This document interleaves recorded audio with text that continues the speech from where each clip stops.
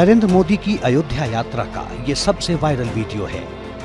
प्रधानमंत्री का स्वागत करने के लिए सड़क किनारे अयोध्यावासी जमा थे।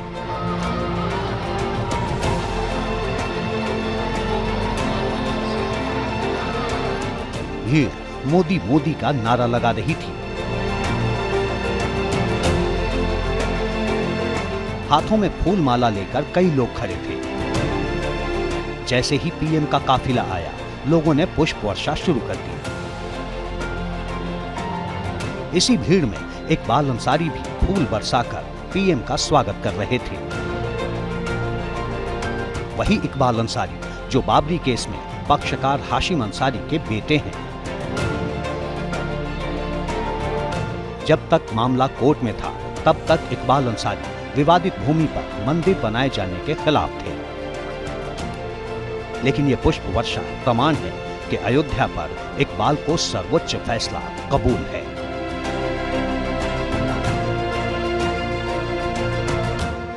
अयोध्या की धरती जो है ये बेमिसाल है और अयोध्या जो धर्म की नगरी है। आज हमारे यहाँ जो है देश के प्रधानमंत्री अयोध्या आए, तो मेहमानों का स्वागत करना ये हमारा जो है धर्म है और हमारा कर्तव्य है, हमारा मजहब है। आज पुष्प वर्षा हमने प्रधानमंत्री जी के ऊपर किया और अपने जो है मोहल्ले के हिंदू मुस्लिम सिख ईसाई सारे लोग हमारे साथ थे। मैं समाज के साथ जुड़ा हुआ था और हम पुष्प वर्षा जो वर्षा हमने जो है प्रधानमंत्री जी पे किया।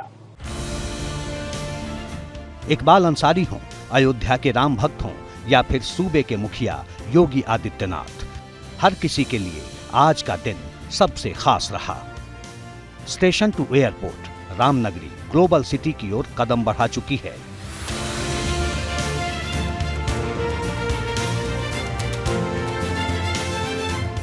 त्रेता से तरक्की तक कैसे बदले सरयू के तट, इसका एहसास सीएम योगी को भी है।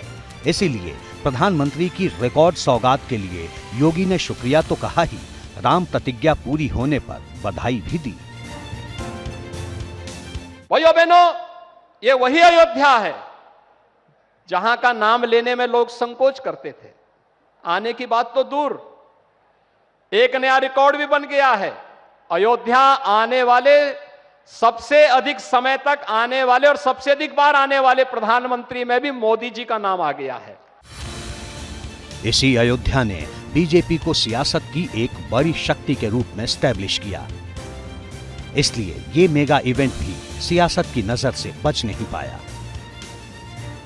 राम भक्तों का जमावड़ा हो या अयोध्या की मीरा से पीएम मोदी का संवाद। 23 दिसंबर की तारीख को 2024 के चुनाव से भी जोड़ा जा रहा है। मोदी की राम प्रतिज्ञा के साक्षी को सुनिए। विपक्ष के पास तो मुझे लगता कोई मुद्दा ही नहीं रह जाएगा, क्योंकि राम जी का जो सबसे बड़ा मुद्दा था वो राम मंदिर वो बनके तैयार है और विकास भी अयोध्या की जो है अब सब दिखाई पड़ रहा है। और पहले वाली अब अयोध्या नहीं है, पहले जीर्ण शीर्ण अयोध्या ही, अब राजा राम की नगरी की अयोध्या है। जिस तरह के राजा के राज में राजपाट होता था और उस तरह की नगरी होती थी, अब राम की नगरी उस रूप में अब दिखाई पड़ रही है। नरेंद्र मोदी वक्त और वोटर दोनों को भांपने में माहिर हैं। 24 का नैरेटिव भी मोदी ने सेट कर दिया है। मोदी की गारंटी, इसी नारे पर अब बीजेपी जनता के बीच जा रही है। अयोध्या की भूमि से प्रधान ने खुद 24 का एजेंडा क्लियर कर दिया है। आजकल कुछ लोग मुझसे पूछते हैं कि मोदी की गारंटी में इतनी ताकत क्यों है। मोदी की गारंटी में इतनी ताकत इसलिए है क्योंकि मोदी जो कहता है वो करने के लिए जीवन खपा देता है। मोदी की गारंटी पर आज देश को इसलिए भरोसा है क्योंकि मोदी जो गारंटी देता है उसे पूरा करने के लिए दिन रात एक कर देता है। ये अयोध्या नगरी भी तो इसकी साक्षी है। अब सबकी नजर 22 जनवरी पर है, जब रामलला की प्राण प्रतिष्ठा होगी। अयोध्यावासी गदगद है, बीजेपी उत्साह से भरी है, लेकिन विपक्ष के लिए बड़े असमंजस की स्थिति है। भगवान का घर तो खुला रहता है सबके लिए, छोटे से छोटे व्यक्ति के लिए भी भगवान का घर खुला रहता है। उस पर कोई किसी तरह की वो नहीं, निगरानी नहीं कर सकता है कि हम इसको जाने देंगे, इसको नहीं जाने देंगे। राम जन्मभूमि तीर्थ क्षेत्र ट्रस्ट की तरफ से न्योता किसको मिला किसको नहीं, अब ये सियासत का ट्रेंडिंग टॉपिक बन चुका है। 22 जनवरी को भव्य कार्यक्रम के लिए जिन्हें न्योता नहीं मिला उन्हें तो छोड़िए, जिन पार्टियों और नेताओं को न्योता दिया गया है वे भी तय नहीं कर पा रहे कि 22 जनवरी को अयोध्या जाना है या नहीं। सियासत के जानकार मानते हैं कि विपक्ष की दुविधा का सीधा फायदा बीजेपी को मिलता दिख रहा है। इस अति उत्साह में पूर्वोत्तर के योगी कहे जाने वाले हेमंता बिस्वा शर्मा ने एक विवादित बयान भी दे दिया।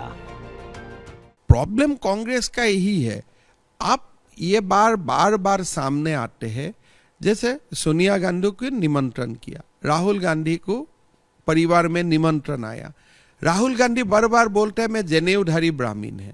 अभी भाई चलो, अगर आप जनेऊधारी ब्राह्मण है तो राम का पास आप हर मंदिर जाते हो, तो अब आपको तो ये नहीं बोला जाता है कि आप हिंदू का मंदिर क्यों जाते हैं, लेकिन आप राम मंदिर नहीं जाना चाहते हो। प्रॉब्लम उधर में ही है। कारण यही है वो राम मंदिर में इसलिए नहीं जाते हैं, इसलिए देश का जो बाबर लोग है वो लोग नाराज हो जाएगा।